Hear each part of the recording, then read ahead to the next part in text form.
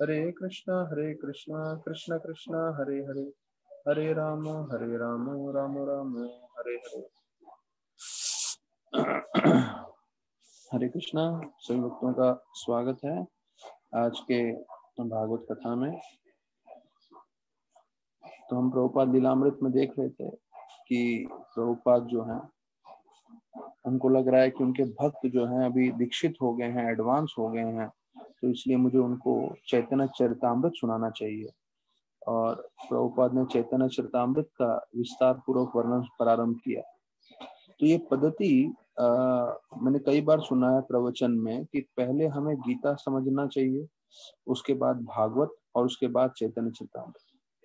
तो गीता पहले अच्छे से हमें समझ में आ जाए, उसके बाद ही हमें भागवत में भी प्रवेश करना चाहिए। पर हम अपने गीता का पाठ यहाँ पे इतना तीव्रता से नहीं कर रहे हैं, पर हमें तेज गति से हमारे मीटिंग में पहले गीता समाप्त करना चाहिए, उसके बाद हम भागवतम में जैसे हम चर्चा कर रहे हैं और उसके बाद भागवतम समाप्त होगा, उसके बाद हम चैतन्य चरितामृत करेंगे। लेकिन उस तक तब तक हम बीच में कई चीजें हम चर्चा कर सकते हैं। तो यहाँ पे अभी प्रभुपाद रोज सुबह जो है चैतन्य चरितामृत का प्रवचन दे रहे थे। तो मैं इसके अंत में पढ़ रहा था, इसके अंत में ये आएगा कि 55 प्रभुपाद ने जो है चैतन्य चरितामृत के लेक्चर्स दिए। 55 मतलब 2 महीना तकरीबन प्रभुपाद चैतन्य चरितामृत के बारे में बता रहे थे। तो यहाँ पे जो वर्णन किया गया है वो मुश्किल से दो प्रवचन में जितना बताया होगा वही वर्णन किया गया है, 2-3 प्रवचन में। तो बाकी जो प्रवचन के सब डालना मुश्किल है, नहीं तो ये एक अलग अपने में किताब बन जाएगा चैतन्य चरितामृत का जो प्रवचन प्रभुपाद ने दिया था। तो जब हम भविष्य में चैतन्य चरितामृत में आएंगे तब हम और विस्तार पूर्वक पढ़ेंगे। तो चैतन्य चरितामृत भी है और एक चैतन्य भागवत भी है। तो राधानाथ महाराज जो है चैतन्य भागवत एकदम विस्तार पूर्वक बताते हैं। तो जब गौर पूर्णिमा का दिन होता था, तो मुझे याद है महाराज प्रवचन प्रारंभ करते थे जो है 10 बजे गुरु पूजा और वो सब होने के बाद, सब कीर्तन करने के बाद 9-10 बजे चालू करते थे, 9 बजे तक तकरीबन। और कई बार प्रभुपाद महाराज 9 से 4 बजे तक 7 घंटा महाराज लगातार प्रवचन देते थे, 7 घंटा। और उधर से भक्त भी उठ के जाते नहीं थे। तो इतना महाराज जो है विस्तार पूर्वक बताते थे चैतन्य भागवत चैतन्य चरितामृत। तो 7 घंटा एट अ स्ट्रेच, मतलब आप सोच सकते हैं कि एक साथ बोलना। तो यहाँ पे कभी जब एक बार हम लोग का गीता जयंती था तो 1 घंटा प्रवचन किया, फिर 1.25-2 घंटा गीता के 700 श्लोक बोले, तो मेरा गला बैठ गया सिर्फ 3 घंटे के अंदर। तो सोचिए महाराज 7 घंटा लगातार पूरा सब बताएं। तो मतलब कहने का तात्पर्य यह है कि भविष्य में हमें बहुत सारे कथा सुनने का मौका मिल सकता है, बस अगर हम जुड़े रहे तो यहाँ पे अभी अगले दिन चैतन्य चरितामृत में सनातन गोस्वामी जब जेल में थे तो वो वहां पे सोचने लगे कि कैसे मैं जेल से निकल के चैतन्य महाप्रभु के पास जा सकता हूँ सेवा के लिए। तो उनके भाई रूप गोस्वामी ने जो है सनातन गोस्वामी के लिए चिट्ठी लिखी थी और उसमें बताया था कि उन्होंने उसके लिए काफी जो है धन रखा हुआ है। तो अभी सनातन गोस्वामी ने देखिए कैसे जो है अपनी बुद्धि का प्रयोग किया और जो सिपाही था, जो जेलर था, उसको बोला कि मैं तुमको रिश्वत देता हूँ। और रिश्वत देते हुए उन्होंने ये भी बोला कि मुझे मालूम है आप बहुत पढ़े लिखे व्यक्ति हैं और आपने कुरान अच्छे से पढ़ा हुआ है, और आपको अगर आपने कुरान पढ़ा हुआ है तो आपको मालूम है अगर आप किसी को भी आध्यात्मिक जीवन के लिए मदद करते हैं तो जो व्यक्ति मदद करता है उसको भी जो है भगवान की असीम कृपा प्राप्त होती है और वो भी जो है अपने आध्यात्मिक जीवन में आगे बढ़ता है। तो सनातन गोस्वामी सीधा बोले कि मुझे चैतन्य महाप्रभु के पास जाना है और आप मुझे मदद करिए, इससे आपको आध्यात्मिक लाभ भी होगा और साथ में मैं आपको 500 सोने के सिक्के दूंगा। तो मतलब आपको आध्यात्मिक ज्ञान भी होगा, आध्यात्मिक लाभ भी होगा और भौतिक लाभ भी होगा। तो देखिए जो भक्त होते हैं वो बड़े चतुर होते हैं, बहुत होशियार होते हैं। तो भक्तों को ये नहीं समझना चाहिए कि भक्त मतलब हरे कृष्णा कर रहे हैं, माला कर रहे हैं तो बेवकूफ हैं वो लोग, नहीं। उनको कब कहाँ कैसे किसके साथ व्यवहार करना है और किसको, अब ये देखिए 500 साल पहले घूस खिला के जो है हम रिश्वत बोलते हैं जो, वो करा के वो निकल रहे हैं। पर क्यों निकल रहे हैं? क्योंकि वो भगवान की सेवा में जाना चाहते हैं। तो भक्त हमेशा चतुर होता है। यहाँ पे हम देखते हैं कि रघुनाथ दास गोस्वामी वो भी उतने ही चतुर थे। उनके साथ भी ऐसे एक प्रसंग हुआ, जब उनको पकड़ के ले गए थे, तो वो इस तरह से वो मौलवी को स्तुति करने लगे कि मौलवी के आंखों से आंसू आने लगे, और मौलवी बोलने लगे, तुम तो मेरे बेटे बेटे के समान हो, बस अपने पिताजी को बोलो कि जो भी वो धन इकट्ठा कर रहे हैं मेरे साथ भी बांटे। तो मतलब इतना बताया जाता है, ये सब संक्षेप में बता रहा हूँ कि भक्त जो होता है वो हमेशा चतुर रहता है। तो हमें सब यह चतुर बनने की कोशिश करनी चाहिए। क्यों? भगवान की सेवा में भक्तों के साथ नम्रता, लेकिन जब बाहर की दुनिया में हम आदान प्रदान करना है तो हमें चतुरता बनाए रखनी है। तो जो जो जेल कीपर था वो बोलने लगा, अरे मुझे राजा से बहुत डर लग रहा है। तो उसने बोला, चिंता मत करो, उनको बोलना कि मैं नदी के पास गया और वहां पे मैं गिर गया अपने ये सब चेन के साथ, और मैं वहीं डूब गया करके। और फिर बोला कि मैं आपको 200 और सिक्के दूंगा, मतलब कुल मिला के 700 सोने के सिक्के दूंगा। तो जब ये 700 का उसको ऑफर आया तो वो जो है मान गया, और सनातन गोस्वामी जो है भाग के निकल गए। तभी वो जहाँ पे उनके साथ जो है एक और उनका शिष्य था सनातन गोस्वामी का, तो वो दोनों जने होटल में जाके ठहरे क्योंकि रात को भाग रहे थे। तो अभी जो होटल वाला था वो बड़ा डकैत था। तो बताया जाता है उसने जो है पता लगाया था कि जो है कि कैसे वो नक्षत्र देख के और एस्ट्रोलॉजी से बताते हैं, उसको समझ में आ गया था कि सनातन गोस्वामी के पास पैसा है, और जो है वो पैसा उनके पास है। तो सनातन गोस्वामी जैसे उनसे बात करने लगे कि मुझे जो है यहाँ से जाना है, क्योंकि वो जो सीधा मार्ग था, सड़क का मार्ग था, उससे नहीं जा सकते थे, क्योंकि नवाब हुसैन शाह के लोग अगर किसी ने भी देख लिया तो फिर से वो बंदी बन जाएंगे, फिर से उनको जेल में जाना पड़ेगा। तो जंगलों के रास्ते से जा रहे थे। तो जो होटल वाले थे उनसे वो पूछ रहे थे कि आप मुझे मदद करिए कि कैसे जा सकते हैं। तो वो जरूरत से ज्यादा ही उत्साहित हो गया, और जो है वो उनको बताने लगा। तो बताया जाता है सनातन गोस्वामी जब वहां पर आए थे तो 3 दिन से उन्होंने खाए भी नहीं, कुछ खाया भी नहीं था, और उनके कपड़े भी पूरे गंदे हो चुके थे, उनके पास पैसा भी नहीं था। तो सनातन गोस्वामी सोचने लगे कि ये जो है मेरे से इतने अच्छे से क्यों बात कर रहा है। और वो जो होटल वाला था उसके मन में क्या चल रहा था कि आज रात को मैं सनातन गोस्वामी को मार दूंगा और इससे मैं पूरे पैसे ले लूंगा। अच्छा, अब इतना बोले तब प्रभुपाद वापस से घड़ी देखे और बोले हम कल प्रवचन करेंगे। और फिर जो है प्रभुपाद बताए कि कैसे सनातन गोस्वामी वहां से कैसे बच के निकलते हैं, वो हम कल चर्चा करेंगे। तो बोल रहे हैं कि वहां पे अभी जो है कीर्तानंद, ब्रह्मानंद, अच्युतानंद, गर्ग मुनि, सत्स्वरूप, हयग्रीव, उमापुति, जदुरानी, रूपानुगा, दामोदर, और इन सब लोगों का जीवन पूरी तरह से परिवर्तित हो गया था। सब वैष्णव बन गए थे प्रभुपाद के संग में। और बोलते हैं over the months they had transferred the centre of the life to Swami ji, and everything revolved around the routine of classes, kirtan, prasadam, and coming and going to and fro from the store point. मतलब बोल रहे हैं इतने सारे भक्तगण थे और उन्होंने अपने जीवन का केंद्र क्या बना दिया था? प्रभुपाद। और बोलते हैं पूरा उनका जीवन कीर्तन, प्रसादम, सेवा, इसके बीच में ही जा रहा था, प्रवचन के बीच में।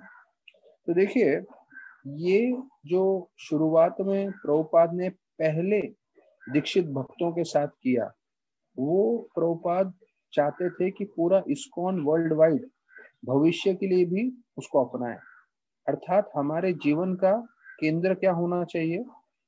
भगवान का हरिनाम, भगवान का सेवा, भगवान का कीर्तन, भगवान का प्रवचन, भगवान का प्रसाद, और उसके आसपास हमारा सब कार्य जो है लगे रहना चाहिए। तो ये चीज के लिए हमें बहुत ध्यान रखना है कि हमारे जीवन का केंद्र कृष्ण होने चाहिए। तो फिर बताते हैं Prabhupada would sometimes say that unless he got permanent residence from the government, he would have to leave the country. अभी देखिए प्रभुपाद इंडिया से आए थे और उनको कुछ समय के लिए वीजा मिला था, तो प्रभुपाद हमेशा जो है चिंता में थे कि भैया जब तक मेरा वीजा का सैंक्शन नहीं होगा तब तक जो है हम लोग मुश्किल में पड़ सकते हैं। तो अभी आज ही सुबह को मैं एक सियाटल में से भक्त से बात कर रहा था, वो भी बोल रहा था कि प्रभुपाद प्रभु कि अगर मेरा वीजा जो है ग्रीन कार्ड मुझे नहीं मिलेगा तो मुझे भारत वापस आना पड़ेगा, मेरा जो है वीजा खत्म हो रहा है जून महीने में, तो अभी 4-5 महीने ही हैं। तो और उसमें मैं बोला कि उधर के लॉयर सब मदद कर रहे हैं, पर अभी देखना पड़ेगा उनका होगा कि नहीं होगा, नहीं होगा तो उनको वापस आना पड़ेगा क्योंकि उनका वीजा एक्सटेंशन हो चुका है। मैं गरुड़ प्रभु की बात कर रहा हूँ, वो अपने बीवी और दोनों बच्चों के साथ वहां पे हैं और वो इतने अच्छे से सेवा कर रहे हैं कि जो है उधर के डिवोटीज ने उनको वीजा एक्सटेंशन भी दिया, इतने सालों से वहां पे भी थे। और अभी ग्रीन कार्ड मतलब वो वहीं के रेसिडेंट हैं, वो रेसिडेंट बन जाएंगे, फिर उनको ये वीजा वीजा का झंझट करने की जरूरत नहीं है, उसके लिए उन्होंने अप्लाई किया हुआ है। तो वैसे ही प्रभुपाद भी यहाँ पे बता रहे हैं कि कितना जब तक मुझे जो है यहाँ पे वीजा क्लियर नहीं होगा तब तक मेरे को वापस जाना पड़ सकता है करके। और प्रभुपाद उसी के साथ साथ सैन फ्रांसिस्को जाने की भी हर बार बात कर रहे थे, क्योंकि उनको लग रहा था अभी न्यूयॉर्क में तो सेंटर बन गया है, इतने सारे दीक्षित भक्त भी हैं, तो अभी मुझे दूसरी जगह जाकर सेंटर खोलना चाहिए। और जो है मिस्टर प्राइस भी बार बार आ रहे थे और वहां पे वो नए बिल्डिंग के लिए भी सोच रहे थे। तो देखिए प्रभुपाद पूरा समय भागवतम ट्रांसलेट करते हुए बैठते थे और उसके बाद जो है प्रवचन दे रहे थे, इतने सारे डिवोटीज को कल्टीवेट कर रहे थे, उनको दीक्षा दे रहे थे और उनको इतना अच्छा से भक्त बना रहे थे। साथ साथ उनका दूसरे सब कार्य भी चल रहे थे कि दूसरी जगह सेंटर खोलना है, न्यूयॉर्क में बड़ा बिल्डिंग चाहिए उनको। तो देखिए एक शुद्ध भक्त, जबकि उनके पास कुछ भी नहीं था, शुरुआत में आए तो हमें मालूम है 40 रुपए थे, लेकिन जैसे ही समय बढ़ता गया तो प्रभुपाद देखिए कैसे अलग अलग चीजों के ऊपर विचार कर रहे थे, कैसे भक्ति जो है किसी तरह से आगे बढ़ता जाए। तो ये जो कृष्ण भक्ति है प्रभुपाद ने बताया था, ये हमारे लिए माया के तरफ एक युद्ध है। तो हमें 4 नियम, no illicit sex, no intoxication, no gambling, no meat eating, जो है वो पालन करना है। तो बोले ये तभी संभव हो सकता है जब तक हम भक्तों के संग में रह के हम श्रवण कर रहे हैं, कीर्तन कर रहे हैं और जो है चैतन्य चरितामृत पढ़ रहे हैं। मतलब चैतन्य चरितामृत हो या भागवतम हो या गीता हो, तो बोले जब तक हम भक्तों के संग में रह के चैंटिंग, रीडिंग, हियरिंग कर रहे हैं तो संभव हो सकता है ये सब 4 नियम पालन करना, वरना ये 4 नियम पालन करना असंभव हो रहा है। अभी प्रभुपाद अगले दिन का जो है प्रवचन का वर्णन कर रहे हैं कि उसके जो शिष्य थे ईशान, तो ईशान को पूछा कि क्या तुम कुछ पैसा लाए हो, अपने साथ धन लाए हो? तो बोला हाँ। तो सनातन गोस्वामी को क्या हुआ कि उसी वक्त जो है जिस तरह से वो होटल वाला उनसे बात कर रहा था, तो उससे उनको समझ में आ गया कि ये ज्यादा ही मेरी तरफ जो है प्रेम दिखा रहा है, तो इसका कुछ ना कुछ इसका मकसद होना चाहिए। तो वो सनातन गोस्वामी उनको पूछते हैं कि तो तुम ईशान को कि तुम सिक्के लाए हो, तुम पैसे लाए हो? तो बोलते हैं हाँ मैं 8 सोने के सिक्के लाया हूँ। तो तुरंत वो सोने के सिक्के ले लेते हैं और वो बोले तुम अपने साथ मृत्यु को क्यों लेकर आए हो? और मैंने तुमको पहले ही बोला था ये सब धन और इन सब चीजों से दूर रहो। तो तुरंत सोने को लेके गए और वो जो होटल कीपर को दे दिए, होटल का जो इंचार्ज थे उसको दे दिया। तो बोले नहीं नहीं, तो वो सामने से बोलने लगा कि अगर आप मुझे पैसा नहीं देते थे तो मैं आपको मार डालने वाला था, लेकिन आप बहुत अच्छे व्यक्ति हैं, आप ये पैसा रखिए और मुझे ये पैसा नहीं चाहिए और मैं आपको मदद करूंगा। तो सनातन गोस्वामी ने बोला मुझे ये मृत्यु चाहिए ही नहीं, आप रख लीजिए ये पैसा और मुझे आप मदद के लिए कोई लोग दे दीजिए जो मैं जंगल से निकल सकूं। तो बताया जाता है कि 4 लोग उनको दिए और उन्होंने अपने जो सर्वेंट थे ईशान को वापस भेज दिया।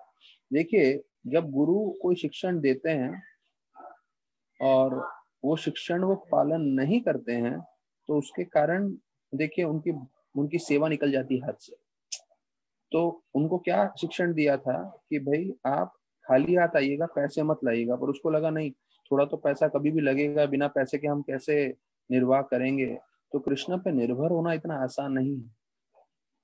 तो अभी यहाँ पे जो है उनके दास, उनके जो भक्त थे ईशान, उसको भेज दिया था। तो अभी सनातन गोस्वामी जो है अकेले जाने लगे, तो बीच में बोलते हैं उनके साले साहब उनको मिले और वो जो है काफी घोड़ों में बिजनेस करते थे। ये सब कहानी प्रभुपाद अब विदेशी भक्तों को सुना रहे हैं, ये सब इनिशिएटेड भक्तों को, उनको लग रहा है कि अभी आप लोग चैतन्य चरितामृत सुनिए। तो उनके जो साले साहब थे वो उनको बोलने लगे कि सनातन आप यहाँ पे कुछ दिन रहो। तो वो बोले नहीं, मुझे अपने चैतन्य महाप्रभु से मिलने जाना है, तो मेरे पास समय नहीं है, और बिल्कुल रुके नहीं, वो तुरंत निकल गए। तो ध्यान रखिए, समय की पाबंदी बहुत जरूरी है एक भक्त के लिए। एक भक्त को समझना चाहिए कि उसके पास समय बहुत कम है, और जो उसके पास समय है उसको बहुत ध्यान पूर्वक भगवान की सेवा में लगाना चाहिए।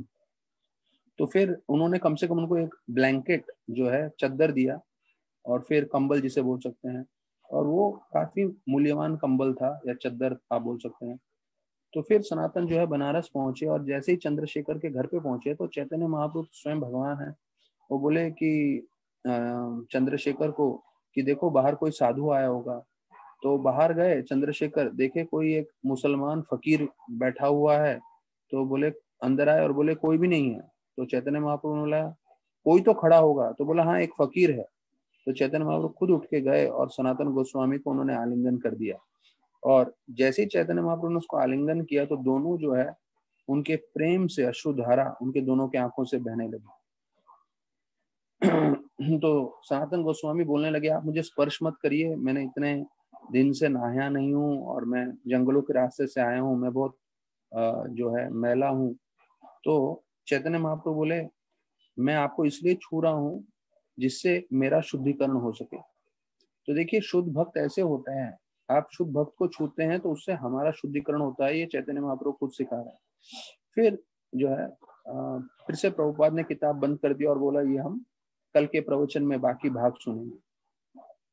तो प्रभुपाद अभी यहाँ पे एक बहुत मजेदार किस्सा आ रहा है, क्योंकि प्रभुपाद का हमेशा यही इच्छा रहता था कि जितना ज्यादा हो सके हम जो है ट्रांसलेशन कर लें, या जो भागवतम में बोल रहा हूँ तो वो जितना ज्यादा मैं ट्रांसलेट कर सकूँ उत्तम है।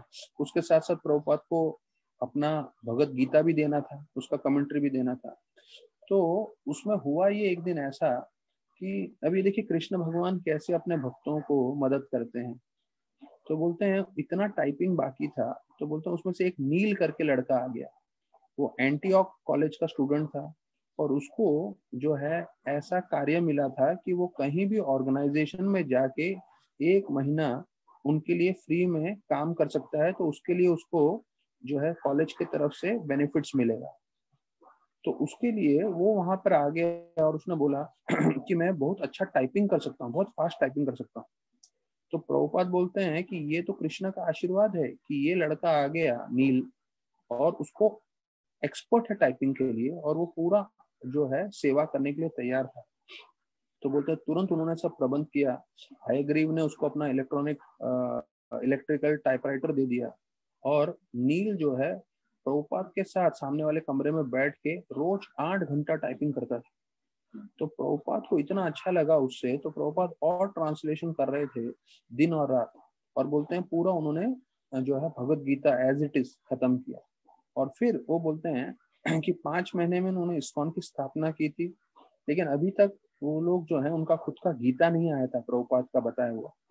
तो अभी यहाँ पे नील के कारण जो है गीता पब्लिश हो सकता था, क्योंकि उसने पूरा टाइपिंग किया था, और ये हमारे कृष्ण भक्ति संस्था के लिए बहुत जरूरी था। तो अभी देखिए कैसे कृष्ण भगवान जो है कभी भी अपने भक्तों को मदद करते हैं, और नील को भेज दिया, और ये नील सिर्फ 1 महीना आया, पूरा का पूरा गीता उसने टाइप कर दिया, फिर गायब हो गया। फिर वो कहाँ गया, डिवोटी भी नहीं बना, कुछ नहीं हुआ, लेकिन कृष्णा ने उस व्यक्ति को उस समय उस सेवा के लिए भेजा, और सेवा नियुक्त होने के बाद वो चला गया। और फिर बताते हैं सारे जो भक्त थे उनका पूरा श्रद्धा प्रभुपाद के ऊपर बढ़ गया था, और वो समझ चुके थे कि ये भगवान के प्रतिनिधि हैं, और जो वो बोल रहे हैं वो पूरी तरह से उनको लग रहा था कि ये भगवान की वाणी है। तो हमारे लिए जो है भगवान की वाणी गीता के तरफ से है, भागवत में है, उसके साथ जो हमारे गुरु बोलते हैं, क्योंकि वो भगवान के प्रतिनिधि हैं, तो जो वो बोलते हैं हमें ध्यान से सुनना चाहिए और उसे संपन्न करने की कोशिश करनी चाहिए। बोलते हैं after one of the disciples had been alone with him the others would gather around to find out every detail of what had happened. तो अभी भक्तों के बीच में ऐसा रोमांच बन गया था कि सब लोग जानना चाहते थे कि अरे आप प्रभुपाद के साथ थे अकेले में आधा घंटा, क्या प्रभुपाद बोले, क्या प्रभुपाद किए। तो सब लोग जो है बहुत उत्साहित रहते थे प्रभुपाद का बारे में जानने के लिए, सुनने के लिए, उन्होंने क्या किया, कैसे किया। तो ये जो है हम देखते हैं कि उसके कारण जो है इतना अभी ये लीलामृत जो है आ गया और उसमें हम इतना विस्तार पूर्वक सुन पा रहे हैं प्रभुपाद की कथाएं और ऐसा। तो आइए हम वापस भागवतम में आ जाते हैं, हमारे जो हम कथा कर रहे हैं 20वें अध्याय में। तो हम 26वें श्लोक में कल सुन रहे थे कि कैसे वर्णन किया गया है कि जो कोई एक बार भी भगवान की कथा सुन लेता है भक्तों के संग में, तो फिर वो ऐसा संग कभी नहीं छोड़ सकता। अन्यथा अगर वो जानवर है तो छोड़ देगा, नहीं तो नहीं छोड़ेगा। तो यही चीज हम 10वां स्कंद भागवतम में भी देखते हैं कि पशुघना मतलब कोई जो है पशुओं की हत्या करने वाला कसाई हो, वैसा व्यक्ति जो है इसके कथा की तरफ आकर्षित नहीं होगा, नहीं तो और सब कोई इसकी तरफ आकर्षित हो सकते हैं। तो यहाँ पे बोल रहे हैं कि कोई भी बुद्धिमान व्यक्ति भक्तों का संग नहीं छोड़ेगा और भक्तों के संग में हरि कथा नहीं छोड़ेगा। भक्तों का छोड़िए, यहाँ पे वर्णन किया है कि स्वयं लक्ष्मी देवी जो है वो भगवान का कथा सुनना चाहती है, वो भगवान की लीला सुनना चाहती है, वो इनसे जो है पूरी तरह से आकर्षित है। तो कल हमने सुना कि आर्य संगम का शब्द का प्रयोग हुआ है। वो बता रहे हैं कि पूरे विश्व में सबसे महत्वपूर्ण चीज क्या है, भक्तों का संग। तो देखिए हमें भक्तों का संग मिला है, तो हम शायद इसका ज्यादा कई बार वैल्यू नहीं करते हैं। और अभी तो शायद ऑनलाइन है, जूम पे है, तो हमको लग रहा है अरे शारीरिक रूप से हम थोड़ी हैं संग में। लेकिन जो भी है, जैसा भी हमें मिल रहा है संग, तो उसे हमें स्वीकार करना चाहिए। मुझे याद आ रहा है राधानाथ महाराज हमारे एक ब्रह्मचारी हैं, देवानंद पंडित प्रभु, तो उनके बारे में स्तुति करते हुए बोल रहे थे कि ये नेवी में काम करते थे, वो भी जो है इंडियन नेवी में। तो उनका कॉन्ट्रैक्ट रहता है 15 साल का, तो उनका कॉन्ट्रैक्ट में थे तो वो छोड़ नहीं सकते थे। अगर वो छोड़ने की कोशिश करें तो फिर कोर्ट मार्शल हो जाता है और कोर्ट केस होता है और वगैरह वगैरह, बहुत सारा कॉम्प्लिकेटेड चीज है। तो वो छोड़ नहीं सकते थे, तो 15 साल उनको गवर्नमेंट के लिए काम करना पड़ा, इंडियन नेवी के लिए। और वो इंडियन नेवी में थे तो वो जो है शिप में वो रहते थे तकरीबन 6 महीने, 8 महीने, 9 महीने साल में, वो शिप में समुद्र के बीच में रहते थे वो। तो उनको संग बिल्कुल नहीं मिलता था, पर बिना संग के वो क्या करते थे, हमेशा प्रभुपाद की किताबें पढ़ते थे, प्रभुपाद के टेप सुनते थे। और जैसे ही वो वापस आते थे समुद्र से धरती की ओर, मतलब तो वो वापस से फिर इस्कॉन सेंटर में जाते थे और संग लेते थे। तो महाराज बोले कि देखिए हर एक व्यक्ति की अलग अलग परिस्थिति हो सकती है, तो जिस परिस्थिति में उसको मौका मिले उसको पूरा लाभ उठाना चाहिए, फायदा उठाना चाहिए और ज्यादा से ज्यादा श्रवण करना चाहिए। तो यहाँ पे बोल रहे हैं सबसे महत्वपूर्ण चीज है भक्तों का संग। तो ब्रह्मचारियों के लिए संभव है भक्तों का संग, क्योंकि वो हमेशा भक्तों के बीच में ही रहते हैं। गृहस्थ हफ्ते में एक आध बार जा पाएंगे रविवार के दिन, मतलब मैं सोच रहा हूँ, मैं बता रहा हूँ कि कोरोना वायरस ठीक हो जाए, सब हो जाए उसके बाद। लेकिन अगर रोज में भक्तों का संग करना है तो ये तरीका अच्छा है जिसमें हमें जो है श्रवण करने को रोज मौका मिल रहा है। तो यहाँ पे प्रभुपाद बता रहे हैं आर्य शब्द का प्रयोग हुआ है। अब इसमें जो है प्रभुपाद एकदम विस्तार पूर्वक बताते हैं तात्पर्य में 26वें श्लोक में आर्य शब्द का प्रयोग हुआ है। आर्य शब्द मतलब जो आध्यात्मिक भक्ति में काफी उन्नति किए हुए हैं। और बोलते हैं अगर आप इतिहास देखेंगे तो आर्य जो हैं वो सबसे प्रसिद्ध थे पूरे विश्व भर में, और उनको वैदिक शास्त्रों का ज्ञान भी था। तो बोलते हैं कि सिर्फ भारत में ही नहीं थे ये आर्यन, जिसको इंडो आर्यन करके प्रभुपाद बता रहे हैं, वो बोलते हैं पूरे विश्व भर में थे, और ये लोग आध्यात्मिक जीवन में भी काफी उन्होंने उन्नति की थी। तो बोलते हैं जो राजा थे उनको राज ऋषि बोलते थे, क्योंकि वो क्षत्रिय तो थे ही पर उनको पूरा ज्ञान था आध्यात्म जीवन का भी, और वो अपने जनता की पूरी तरह से ध्यान रखते थे। तो और उनपे जरा भी तकलीफ आने नहीं देते थे। तो देखिए, राजा मतलब पहला कर्तव्य है राजा का, उसको आध्यात्मिक ज्ञान हो और फिर आध्यात्मिक ज्ञान के अनुसार वो अपने जो है प्रजा का पोषण करेगा, प्रजा का ध्यान रखे। तो उसी प्रकार से बता रहे हैं कि हर व्यक्ति जैसे राजा के लिए है, तो प्रभुपाद बोलते हैं वैसे ही कोई घर की माता, घर में पिता, या जो अध्यापक है, टीचर या गुरु, इन सबको जो है ये ऐसे पद चिन्ह पे चलना है, अर्थात आध्यात्मिक ज्ञान होते हुए उनको दूसरों को मार्गदर्शन करना है। तो बोलते हैं भगवान की स्तुति, प्रभुपाद बोलते हैं ये आर्यन परिवार वाले अच्छे से समझ सकते हैं। आर्यन मतलब जो आध्यात्मिक जीवन में उन्नति किए हुए हैं, तो उनको भगवान की स्तुति की तरफ बहुत सारा आकर्षण था। तो प्रभुपाद बता रहे हैं भगवान की कथा सुनने के लिए सब लोग आ सकते हैं, लेकिन आर्यन परिवार वाले जो होते हैं वो भक्ति को जल्दी से समझ सकते हैं। तो देखिए, हम लोग प्रचार करते हैं तो कई लोग होते हैं जो भक्ति को जल्दी समझ लेते हैं, समझ जाते हैं जीवन का उद्देश्य क्या है। इसका मतलब वो लोग आर्यन हैं, उनमें थोड़ा आध्यात्मिक भक्ति है पहले से। तो प्रभुपाद बोलते हैं इसलिए हम कृष्ण भक्ति ये अमेरिकन लोगों के बीच में और यूरोपियन लोगों के बीच में जो है वो फैला पाए। तो बोलते हैं अमेरिकन और यूरोपियन जब उनको अपना पूरा शहर बसाना था, तो वो बहुत बुद्धिमान तरीके से उन्होंने पूरा शहर बसाया। तो अभी भी बोलते हैं कि अगर आप न्यूयॉर्क या अमेरिका जाएंगे तो अमेरिका के जो है सड़कें, उनके शहर, उनके बिल्डिंग बहुत अच्छे से बनाए हुए हैं। क्यों? क्योंकि प्रभुपाद यहाँ बताते हैं कि ये लोग सब आर्यन थे, लेकिन फिर समय के प्रभाव से बोलते हैं उनके सारे के सारे जो पुत्र और पोते हैं वो सब बिगड़ गए और सब गलत कार्यों में लग गए। मतलब प्रभुपाद का ये कहना है कि कई साल पहले अमेरिका और यूरोपियन में भी लोग ऐसे थे जो आर्यन थे, जिनके कारण उन्हें अच्छा से शहर बनाया है। और फिर बोलते हैं क्योंकि अभी उन्होंने वैदिक ज्ञान भूल चुके हैं, इसलिए सब जगह जो है मुश्किलें हैं, तकलीफें। तो प्रभुपाद बता रहे हैं कि अभी इस आज की अवस्था में, ये प्रभुपाद जब ये भागवतम लिख रहे थे, कि जो विदेशी लोग हैं वो लोग वापस से आर्यन बन रहे हैं। क्यों? क्योंकि वो कृष्ण भक्ति स्वीकार कर रहे हैं और वो लोग जो है हरि कथा सुन रहे हैं, हरे कृष्ण महामंत्र जप कर रहे हैं और उनको ये हरि कथा की तरफ आकर्षण हो रहा है। तो फिर से ये जो जिनका आदतें बदल गई थी वो फिर से आर्यन बन रहे हैं और वैष्णव संप्रदाय की ओर जुड़ रहे हैं। ये सब भक्ति की शक्ति है कि कैसे कोई पदभ्रष्ट हो भी जाए तो वापस से श्रवण कीर्तन करके, नाम जप करके वापस से आर्यन बन सकता है, भक्ति में जुड़ सकता है। तो अभी वापस कल मैंने जो बताया था वहां पे पृथु महाराज बोल रहे हैं कि लक्ष्मी जी जो हमेशा भगवान नारायण की सेवा में रहती हैं, उनको दो चीजें सर्व आकर्षित लगती हैं। क्या? पहला, उनको भगवान की कथा सुनना है और दूसरा, उन्हें भक्तों का संग चाहिए। तो यहाँ बोलते हैं लक्ष्मी जी को किसका संग चाहिए? गोपियों का, क्योंकि गोपियां शुद्ध भक्त हैं। तो इसलिए बोलते हैं लक्ष्मी जी भी तपस्या कर रही थी। तो ये जो है मैं कल भी बता रहा था, ये आखिरी पैराग्राफ में आ रहा है ये चीज, जहाँ प्रभुपाद बता रहे हैं लक्ष्मी जी तपस्या कर रही थी। प्रभुपाद लिखते हैं लक्ष्मी अंडरवेंट सिवियर ऑस्टेरिटीज। तपस्या मतलब भीषण तपस्या कर रही थी, सिर्फ तपस्या नहीं, भीषण तपस्या।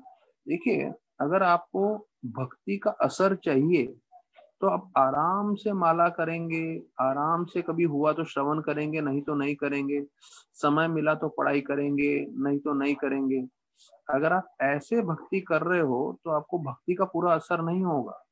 अगर आप चाहते हो भक्ति का पूरा अनुभव करना है तो सिवियर ऑस्टेरिटीज मतलब भीषण रूप से तपस्या करते हुए जितना ध्यान पूर्वक जप करेंगे, जितना ज्यादा हो सकता है जप करेंगे, जितना ध्यान पूर्वक श्रवण करेंगे, जितना ध्यान पूर्वक हम सेवा करेंगे, जितना तीव्रता आप बढ़ाएंगे, तब आपको भक्ति का अनुभव होगा। क्योंकि जितना आप आराम से भक्ति करेंगे, ये अथा माम प्रपद्यते, कृष्ण भगवान अपना अनुभूति आपको नहीं देंगे। तो यहाँ पे बोल रहे हैं लक्ष्मी जी तीव्र तपस्या कर रही थी दो चीजों के लिए। कौन सी दो चीजें हैं? एक है भक्तों का संग और दूसरा है हरि कथा। तो याद रखिएगा, अगर लक्ष्मी देवी को लगता है ये दोनों चीजें सबसे महत्वपूर्ण है, भक्तों का संग और हरि कथा, तो हमें कितना महत्वपूर्ण इसे समझना चाहिए और हमें अपने जीवन में कितनी तपस्या करनी चाहिए कि ये दो चीजें हमें हमेशा मिलती रहें, भक्तों का संग और जो है हरि कथा। और प्रभुपाद ने बताया है इस दुनिया में सबसे महत्वपूर्ण चीज है भक्तों का संग, क्योंकि भक्तों के संग में आप निश्चित रूप से, कोई भक्त है तो वो यहाँ वहाँ की बात नहीं करेगा, वो अवश्य कृष्ण कथा ही करेगा। तो भक्तों के संग में आप हरि कथा करेंगे और जीवन सार्थक करेंगे। तो महाराज Prithu maintains that the attraction of this chanting is so great that one cannot give up this process unless is an animal। जब तक जानवर नहीं होगा तब तक ये मार्ग वो छोड़ नहीं सकता। और फिर बोलते हैं कि अगर कोई इस हरिनाम के साथ जुड़ जाता है तो वो उसमें पूरी तरह से बदलाव आ जाता है। तो प्रभुपाद बोलते हैं कि जो बुद्धिमान लोग हैं वो कभी भी हरे कृष्णा महामंत्र का जप नहीं छोड़ते हैं। हरे कृष्णा कृष्ण कृष्ण हरे हरे, हरे राम राम राम हरे हरे। तो जैसे एक भक्त बता रहे थे कि मैंने कृष्णा का साक्षात्कार नहीं किया है, लेकिन एक चीज निश्चित है, अगर मैं जो है जप नहीं करूंगा तो मुझे भगवान की कृपा नहीं मिलेगी, भगवान का आश्रय नहीं मिलेगा। इसलिए जप करना तो बहुत ही आवश्यक है। तो शायद हमारे लिए भी यही चीज लागू होता है। हमें पूरी साक्षात्कार नहीं है, पर अगर हमने जप नहीं किया भगवान के नाम का, तो एक चीज निश्चित है कि हम कभी भी बड़े से बड़े विपत्ति में आ सकते हैं। और भगवान का नाम जप करें तो जो है विपत्ति संपत्ति बन जाती है। तो मैं एक भक्त से बात कर रहा था, जो है माता जी एक आती हैं, रेगुलर हैं, अपूर्वा चौहान माता जी बता रहे थे कि कैसे उनके साथ रहने वाली एक माता जी हैं जो उनको मदद कर रही थी, सेवा कर रही थी उनके घर पे, स्मिता शिंदे करके। और बोले ये सिर्फ आखिरी के लॉकडाउन के समय में जुलाई महीने से जो है वो भी काफी तीव्र हो गई भक्ति में, रोज भागवतम भी सुन रही थी। और उनको ये भी मालूम चला कि भाई ब्रह्म मुहूर्त में जप करना है। अच्छा मैं आपको बता दूं, ये स्मिता शिंदे उनके घर में काम करने वाली, असिस्ट करने वाली, उनकी उनकी जो डॉटर है, उसको असिस्ट करने के लिए उन्होंने उनको रखा था, जो है मदद करने के लिए, तो कई साल पहले। तो ये जो है उनकी सर्वेंट थी। और उसने जब सुना कि भाई ब्रह्म मुहूर्त में हमें जप करना चाहिए, वो रोज सुबह 4 बजे उठ के जप कर रही थी। तो अपूर्वा माता जी बता रही थी कि कभी कभी मुझे लेट हो जाता है, मैं 4:30 बजे उठ पाती हूँ और फिर 5 बजे जपा करती हूँ, पर ये रोज 4 से 7 में जपा कर रही थी और ब्रह्म मुहूर्त में जप कर रही थी और इतना उत्साह पूर्वक भक्ति कर रही थी। तो जब तुलसी की कंठी माला पहनाने की बात आई तो प्रश्न उठा कि भाई उसको कैसे पहना सकते हैं, बाद में उसको जो है पति डिवोटी नहीं मिला तो कैसे होगा, और फिर वो कैसे कर पाएगी। पर फिर सीनियर डिवोटीज ने बोला कि नहीं, पहना दीजिए। और ऐसा इत्तेफाक हुआ कि लॉकडाउन में वो लोग वहां पे गए थे रत्नागिरी, और वहां पे फिर ऐसी चीजें बढ़ी कि उनको वहां पे लड़का भी मिल गया और उनका विवाह भी हो गया, और वो लड़का इनिशिएटेड डिवोटी है जो है इस्कॉन में। तो देखिए अगर कोई सिंसियरली भक्ति कर रहा है तो देखिए कैसे भगवान आदान प्रदान करते हैं, कैसे भगवान रेसिप्रोकेट करते हैं।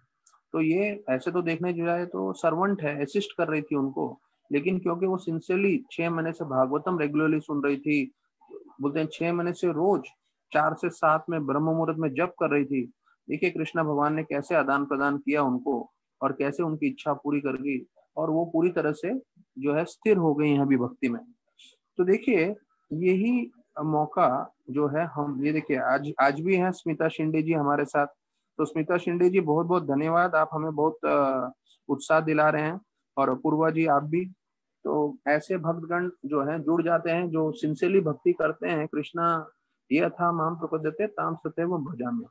तो अगर हम सिंसियरली भक्ति करें तो कृष्णा हमारे साथ हमेशा रेसिप्रोकेट करने के लिए तैयार रहते हैं। तो ये भागवतम सिर्फ इसीलिए हमें नहीं सुनना और जपा हमें इसीलिए नहीं करना कि हमें भौतिक चीजें मिल जाएं, वो भी मिल सकती हैं, लेकिन हमें ये समझना है हमारा जीवन का उद्देश्य है भगवान की कृपा प्राप्त करते रहना जीवन भर, और जीवन के अंत में भगवत धाम जाना। Life is a preparation, death is examination. तो जीवन हमारा तैयारी है और मृत्यु हमारा अंतिम परीक्षा का घड़ी है। 2 दिन पहले सुबह को मुझे मेरी तबीयत एकदम खराब हो गई और एकदम भीषण रूप से सरदर्द हो रहा था और साथ साथ उल्टी भी आ रही थी मेरे को। तो ऐसी अवस्था में मैं माला लेके जप करने की कोशिश कर रहा था, मेरे मुख से महामंत्र निकल ही नहीं रहा। 1-2 बार मंत्र निकला, पर इतना दर्द हो रहा था पूरे सर में, माला करना ही नहीं हो रहा था। फिर मुझे माला रखना पड़ा। क्योंकि माला करना ही नहीं हो रहा था। तो मुझे एक चीज समझ में आया कि अगर मुझे सिर्फ सरदर्द हो रहा है, उल्टी हो रही है, तो मैं माला नहीं कर पा रहा हूँ, तो मृत्यु के समय कैसे भगवान को याद करूंगा।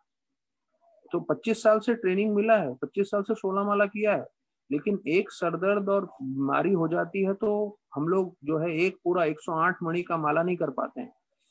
तो सोचिए हमें कितना ट्रेनिंग लगेगा लास्ट मोमेंट में याद करने के लिए। और लोग बोलते हैं हम ऐसे ही याद कर लेंगे, हम जीवन भर मस्ती करेंगे और जो है अंत मोमेंट में, अंतिम समय में हम याद कर लेंगे। न कथा में आएंगे, न जपा करेंगे, कुछ नहीं करेंगे और अंतिम समय में हम भगवान को याद करेंगे। बकवास है ये। अंतिम समय में आप सब कुछ याद करोगे लेकिन कृष्णा को तो बिल्कुल ही याद नहीं करोगे, क्योंकि जब आपका स्वस्थ शरीर है तब आप याद नहीं कर पा रहे हो, तो अंतिम समय में क्या खा के याद करोगे आप कृष्ण भगवान को। और हमारे पास कितने ही केसेस हैं भक्तिदान हॉस्पिटल में, यहाँ पे वहां पे, जहाँ पे भक्त इतना कोशिश किए तब भी लोग जो है भगवान का नाम थोड़ी लिए वो मरने से पहले, वो कुछ और ही बोल के गए। तो कहने का मतलब है जब तक आप इसको सीरियसली प्रैक्टिस नहीं करेंगे तब तक संभव नहीं है। अब मैं इतने साल का ट्रेनिंग के बाद आपको बोल रहा हूँ कि मेरे लिए भी मुश्किल हो रहा है, तो हर समय भगवान का स्मरण करते रहना अब इतना आसान नहीं है। तो उसके लिए हमें जितना हो सके भगवान का आश्रय लेना है, उनकी कृपा से हम भगवान का स्मरण कर पाएंगे।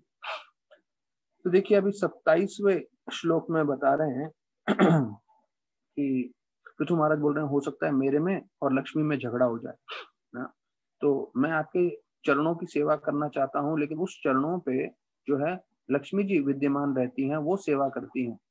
तो वो बोलते हैं आप तो सब दिव्य गुण से प्रभावित हैं, मुझे डर लग रहा है लक्ष्मी मेरे से नाराज नहीं हो जाए और मेरे से झगड़ा नहीं कर बैठे कि आप भी वही सेवा करना चाहते हो, मतलब आप भी उन्हीं चरणों की सेवा करना चाहते हो जहां मुझे सेवा करना है।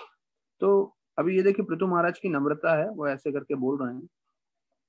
तो भगवान का नाम प्रभुपाद बताते हैं अखिल पुरुषोत्तम करके बताया गया है। अखिल पुरुषोत्तम अर्थात वो पूरे सृष्टि के निर्माता हैं, उन्होंने पूरी सृष्टि बनाई है। और वो ही पुरुष मतलब एंजॉयर, मतलब वो ही आनंद भोगने वाले हैं। उत्तम मतलब सबसे उत्तम, सबसे उत्तम आनंद भोगने वाले कौन है, वो है भगवान। तो कल के आईओएस के प्रवचन में मैं बता रहा था, गीता में प्रभुपाद बताते हैं जब एक बच्चा पैदा होता है माँ के शरीर से, तो वो बच्चा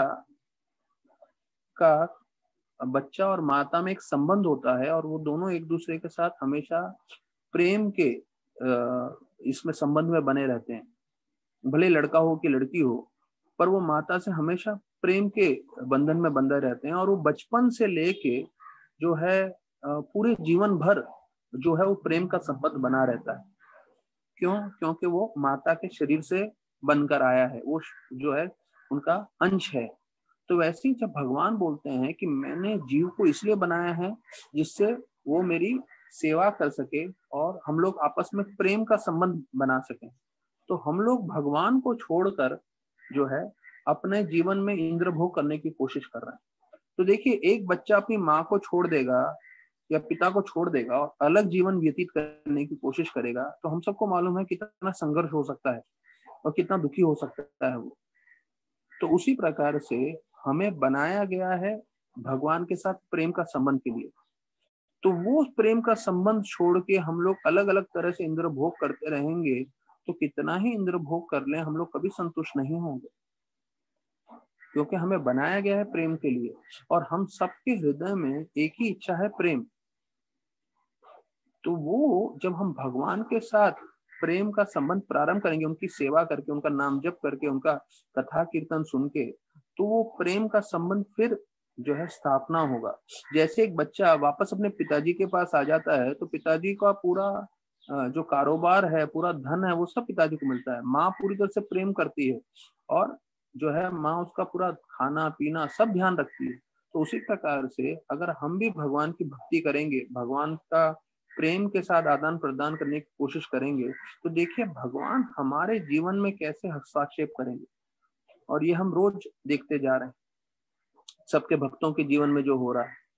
तो यहाँ पे बताते हैं कि 3 तरह के पुरुष होते हैं, अलग अलग तरह के पुरुष होते हैं, मतलब जो भोग करना चाहते हैं। तो वो बोलते हैं 3 भागों में बताया गया है। एक जो मुक्त आत्मा है उनके बारे में बताया गया है, और बाकी होते हैं जो इस भौतिक जगत में बद्ध जीव है। तो भगवान के कितने अवतार होते हैं उसके बारे में बता रहे हैं प्रभुपाद कि विष्णु भगवान के अवतार बताया जाता है, trillions of expansion are there. भगवान के जो है ट्रिलियन, ट्रिलियन शब्द मतलब जैसे हम बोलते हैं ना 1 करोड़, तो ट्रिलियन शब्द का मतलब है 1,00,000 1 करोड़। 1 करोड़, 2 करोड़, 5 करोड़, 10 करोड़, हम बोलते हैं 1000 करोड़। 1,00,000 करोड़ मतलब होता है ट्रिलियन। तो बोलते हैं इतने 1,00,000 करोड़ भगवान के अलग अलग अवतार। तो सोचिए 1,00,000 करोड़ भगवान के अवतार। तो हम लोग को तो गिने चुने अवतार मालूम है, हमारे भागवतम में से 50-100 तक आएंगे ज्यादा में ज्यादा। और नाम बोलने जाए तो यहाँ पे प्रभुपाद राम, नरसिम्हा, वराह सिर्फ थोड़े ही नाम बताते हैं, लेकिन 1,00,000 करोड़ भगवान के अलग अलग अवतार हुए हैं। और दूसरे पृथ्वी लोक पे नहीं, दूसरे लोकों पे जो है भागवतम के 1000, जैसे हमारे इधर 18,000 श्लोक हैं, वहां पे लाखों श्लोक के भागवतम है और करोड़ों श्लोक के भागवतम भी है, जहाँ पे ऐसे जो है अलग अलग अवतारों का वर्णन किया गया। तो गुणालयम शब्द का प्रयोग किया है विष्णु भगवान के लिए। गुणालयम मतलब प्रभुपाद बताते हैं उनमें सब दिव्य गुण हैं भगवान में। तो ऐसे दिव्य गुण के साथ अगर हम जुड़ जाते हैं, जैसे भगवान बोलते हैं कि वो सच्चित आनंद है और हम लोग भी सच्चित आनंद है, पर एक अंश मात्रा में। तो जब हम भगवान के साथ जुड़ जाते हैं तो वो रास बिहारी हैं। रास बिहारी मतलब वो सभी रसों का गुण है उनमें। तो जब उनसे जुड़ जाते हैं तो हमें भी वो सब आनंद प्राप्त हो सकते हैं।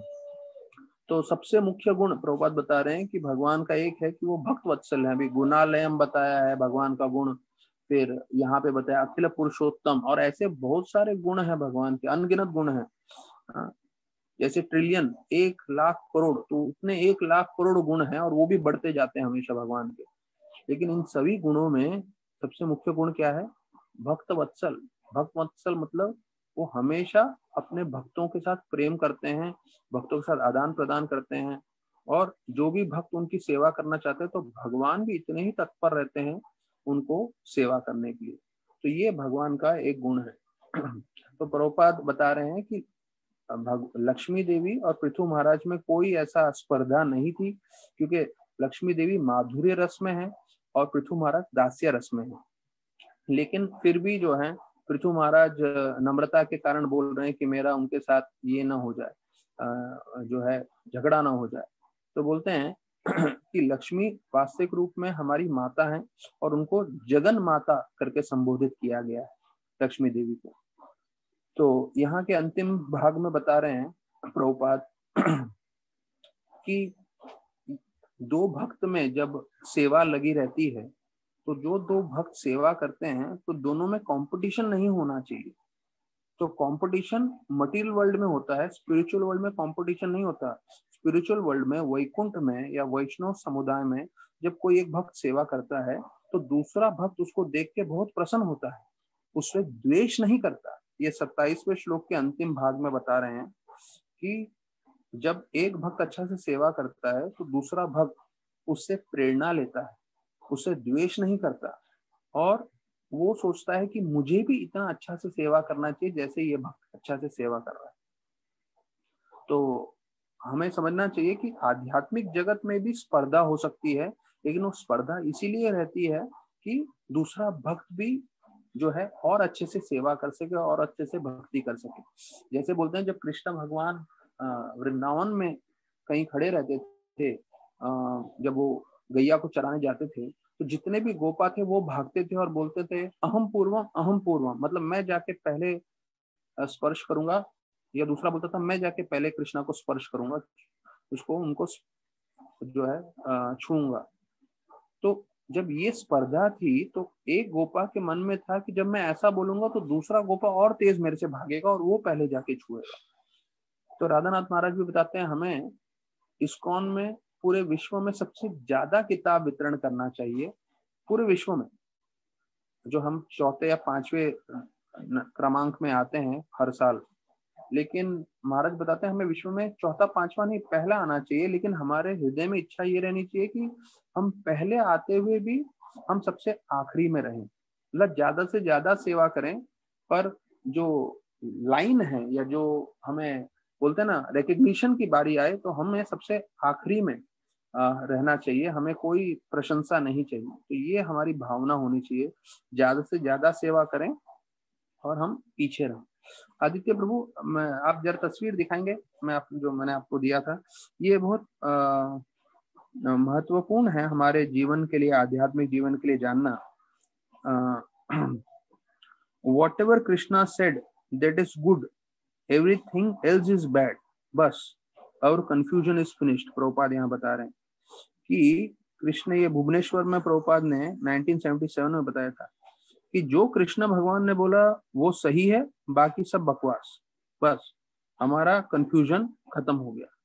तो देखिए प्रभुपाद एक आचार्य हैं, आचार्य होते हुए वो कितना स्पष्ट रूप से बता रहे हैं कि हमें जो है अपना हर चीज में ये दृष्टि रखनी है, क्या कि कृष्ण भगवान क्या बोल रहे हैं, हर परिस्थिति में कृष्ण ने क्या बताया, हमें क्या करना है। और अगर हमें कृष्ण क्या बता रहे हैं वो नहीं समझ में आ रहा है तो आप गुरु के पास जा सकते हैं, क्योंकि गुरु हमेशा भगवान की सेवा में लगे रहते हैं। तो उनके पास इतनी आध्यात्मिक शक्ति होती है, आध्यात्मिक बुद्धि होती है कि वो हर परिस्थिति में आपको सही मार्गदर्शन कर पाएंगे। तो जो कृष्ण चाहते हैं हमारे जीवन में वो गुरु आपको अनुवाद करके बता सकते हैं। तो प्रभुपाद ने हमें स्पष्ट बोला है, कृष्ण जो बताते हैं वो अच्छा है, बाकी सब बकवास है। तो हमें भी अपने जीवन में यही सूत्र पालन करना है, जो कृष्ण बोल रहे हैं वो स्वीकार करेंगे, बाकी सब हरि बोल छोड़ देना है, सुनना भी नहीं है, ध्यान भी नहीं देना। ओके, दूसरा ये देखिए, ये राधा गोविंद महाराज बता रहे हैं कि शिव भगवान को बोलते हैं नटराज और कृष्णा को बोलते हैं नटवर।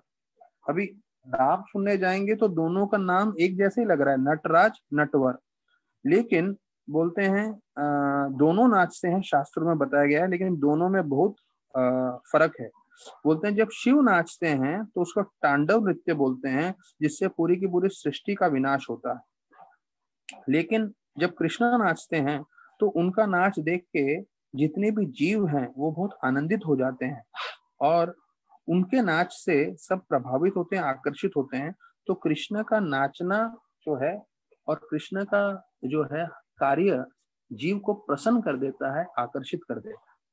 देखिए फर्क बता रहे हैं नटराज और नटवर में। तो सुना है हमने भी शब्द, लेकिन जब एक सन्यासी, एक साधु बोलते हैं तो देखिए एक शब्द का पूरा विस्तार पूर्वक मतलब बता देते हैं कि नटराज शिव जब नाचते हैं तो पूरे सृष्टि का संहार होता है, लेकिन नटवर जब कृष्ण नाचते हैं तो सभी भक्तों को आनंद प्राप्त होता है।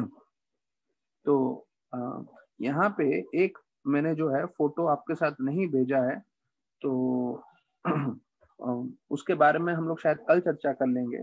तो अभी यहाँ पे हम आगे बढ़ रहे हैं हरि कथा में। तो ये अभी 27वां श्लोक हमने चर्चा किया, ये 28वां श्लोक में अभी हम देखते हैं। अभी पृथु महाराज बोल रहे हैं कि आप मेरे तरफ आइएगा। अगर लक्ष्मी जी मेरे तरह नाराज हो गई और जो है वो अगर हम दोनों में झगड़ा हो गया तो वो विष्णु भगवान को बोल रहे हैं कि आप एक काम करिएगा, आप लक्ष्मी की तरफ मत जाइएगा, मेरे तरफ आइएगा करके। जैसे लक्ष्मी जगत जननी है, वो जगत जननी करके यहाँ पे श्लोक में वर्णन किया गया है। और वो बोलते हैं मेरे से क्रोधित हो गई, क्यों? क्योंकि मैं भी वही चरणों की सेवा कर रहा हूँ जहाँ वो सेवा कर रहे हैं। तो आप जो है कृपा करके मुझ जैसे दीन वत्सल जो मेरे भक्त हैं मेरे तरफ आप जो है झुकिएगा, मेरी सेवा स्वीकार करिएगा। And you can do without her as you are self sufficient. तो अगर उसमें लक्ष्मी नाराज होकर चली गई तो कोई बात नहीं, आप तो आत्मा राम है, आप तो स्वयं भगवान हैं, आप तो बिना लक्ष्मी के काम कर सकते हैं करके। तो ऐसे करके बोल रहे हैं कि लक्ष्मी चली जाएगी तो चलेगा, पर आप जो है मेरे तरफ ध्यान रखिएगा। तभी यहाँ पे प्रभुपाद बता रहे हैं, मतलब ये तात्पर्य बहुत रोमांचकारी है। प्रभुपाद कई चीज में इसमें बताते हैं, बोलते हैं लक्ष्मी जी जो है वो हमेशा भगवान के नारायण की सेवा करती हैं और वो एक प्रामाणिक बीवी है। और प्रामाणिक बीवी का क्या कार्य है, प्रभुपाद बताते हैं कि वो हर नारायण जी की सब सेवा करती है इन एवरी डिटेल। अब ये एवरी डिटेल मैंने मार्क इसलिए किया है क्योंकि राधानाथ महाराज बताते हैं to take care of minutest detail is a sign of love. अगर आप बोलते हैं मैं किसी से प्रेम करता हूं, तो प्रेम करने की परिभाषा क्या है कि आप उनके छोटे से छोटे चीज का भी ध्यान रखोगे, आप पूरे डिटेल में मतलब बारीकी में उनका हर चीज का ध्यान रखोगे, ये प्रेम का स्वभाव है। ये राधानाथ महाराज बताते हैं। यहाँ प्रभुपाद बता रहे हैं वही चीज कि एक प्रामाणिक बीवी क्या होती है, जो अपने पति का हर जो है बारीक से बारीक चीज का ध्यान रखती है, वो लक्ष्मी देवी नारायण के लिए कर रही है। तो बोलते हैं ऐसा नहीं है कि सिर्फ वो उनके चरणों का मसाज करती है, वो उनका घर गृहस्थी का सब कार्य करती है। प्रभुपाद लिखते हैं she takes care of all the household affairs of the Lord as well. तो जब मैंने ये लाइन पढ़ा तो मैं थोड़ा चौंक गया। मैं बोला हाउस होल्ड अफेयर्स मतलब क्या? अब हाउस होल्ड अफेयर्स मतलब घर गृहस्थी का काम इस भौतिक जगत में है, वैकुंठ में थोड़ी है। तो उसके बारे में बताते हैं। उधर भी काम है घर गृहस्थी का। क्या बोलते हैं? वो अच्छे से अच्छे व्यंजन बना के देती है भगवान को। और उनका घर गृहस्थी में क्या कार्य है? वो पंखा देती है भगवान को जब भगवान नारायण भोजन करते हैं। फिर वो भगवान के लिए चंदन बनाती है और चंदन का लेप लगाती है उनके चेहरे पे, उनके लिए बिस्तर लगाती है, उनके लिए बैठने का जो है जगह का प्रबंध करती है। मतलब ये सब सेवाएं हैं जो साक्षात लक्ष्मी देवी करती है भगवान के लिए। तो जब हम वैकुंठ जाएंगे, या हम तो वृंदावन जाने की बात कर रहे हैं, पर वैकुंठ में क्या क्या होता है वो देखिए, तो उसका पूरा वर्णन किया गया है। और जो है हमने देखा राधा रानी भी बहुत सारे व्यंजन बनाती है, जो कुकिंग की कला है। तो ये मत सोचिए वो सिर्फ भौतिक जगत में है। और जब हम भगवान के लिए कुकिंग करते हैं तो हमें समझना चाहिए कि वही कुकिंग जो है हमें आध्यात्मिक जगत में भी करना है भगवान की प्रसन्नता के लिए। तो एक भक्त ने मुझे एक नोट भेजा था, तो उसमें वर्णन आता है कि अगर आप पोटैटो चिप्स खाना चाहते हैं, तो पोटैटो चिप्स खाना चाहते हैं जिसको हम फ्रेंच फ्राइज भी बोलते हैं, तो अगर आप बना के खाएं तो उसको कर्म बोलते हैं। क्यों? क्योंकि आपको कर्म लगने वाले हैं। भगवान कृष्ण गीता में बोलते हैं यज्ञ शिष्टो संतो मुच्यन्ते सर्व किल्बिषा ये भजन्ते मुच्यन्ते सर्व किल्बिषा। अगम पापा शब्द का आता है कि मतलब बिना भोग चढ़ाए आप कुछ भी खाते हो तो उसको जो है आप पाप स्वीकार कर रहे हो। तीसरे अध्याय गीता में भगवान बताते हैं। तो अगर आप कुछ भी खा रहे हो बिना भगवान को चढ़ाए, मतलब अपने इंद्र भोग के लिए सीधा आपने बनाया खा लिया, तो उसको कर्म बोलते हैं। दूसरे स्तर पे बताते हैं अगर वही चीज आप बनाओ क्योंकि आपको खाना है, लेकिन आप भगवान को अर्पण करते हो, तो आप भक्ति के एक स्तर पे आ गए। क्यों? क्योंकि आप जो है भगवान को अर्पण करके खा रहे हो, तो ये भक्ति प्रारंभ हो गया है। लेकिन शुद्ध भक्ति का स्तर कहाँ होता है? आपको भूख लगे ना लगे, लेकिन आपको लग रहा है कि भगवान को भूख लगा होगा और आप भगवान के लिए फ्रेंच फ्राइज बना रहे हो जबकि आपको भूख नहीं लगा, और फिर भगवान को अर्पण करते हो। और फिर जब है वो किसी में बांट देते हो या जो भी है, या आप खा लेते हो वगैरह, लेकिन आप भगवान के लिए बना रहे हो, तो भगवान को भूख लगी है ये सोच रहे हो, तो उसको जो है शुद्ध भक्ति या प्रेम का स्तर बोल सकते हैं। तो देखिए, एक है कर्म, एक है भक्ति का प्रारंभ स्थिति, और उसके बाद भक्ति की जो सबसे उच्चम श्रेणी है उसका वर्णन किया गया है। जो आप भगवान के बारे में स्मरण करते हैं कि भगवान को भूख लगा होगा, भगवान के लिए बनाते हैं, अपने लिए नहीं। तो यहाँ पे बताते हैं कि लक्ष्मी जी जो है माता है पूरे ब्रह्मांड की, वो पृथु महाराज की तरफ क्यों क्रोधित होंगी? ये संभव नहीं है, प्रभुपाद बोल रहे हैं। पर फिर भी पृथु महाराज अपनी सुरक्षा के लिए भगवान से ऐसे प्रार्थना कर रहे हैं। तो लक्ष्मी देवी का एक नाम है चंचल। तो चंचला, चंचला मतलब वो हमेशा अस्थिर रहती है, यहाँ वहां चली जाती है। तो इसलिए बोलते हैं ना, लक्ष्मी का कोई भरोसा नहीं है, कभी रहेंगी कभी नहीं रहेंगी। किसी के पास है तो चली जाएंगी, किसी के पास नहीं है तो आ जाएगी। तो लक्ष्मी का हमेशा बोलते हैं चंचला नाम है, क्योंकि वो आती जाती रहती है।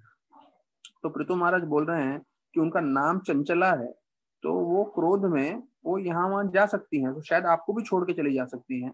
तो आप जो हैं बिना लक्ष्मी के भी आप कार्य कर सकते हैं।